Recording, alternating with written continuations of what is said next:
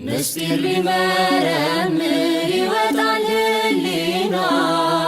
ያልፋል ይሻገራል ከሰማይ ደመና ነገር ግን አይችልም ምንም ቢገሰግስ ከመሰወሪያው ዘንድ ከልጅሽም ሊደርስ ስለዚህ አቅቶት ደክሞት ይመለሳል መልካ ውዳሴሽን በአድናቆት ያደርሳል ሰባቱ መንጦላዕት ወዴት ተጋረዱ ሰባቱ መብራቶች ወዴት ተሰናዱ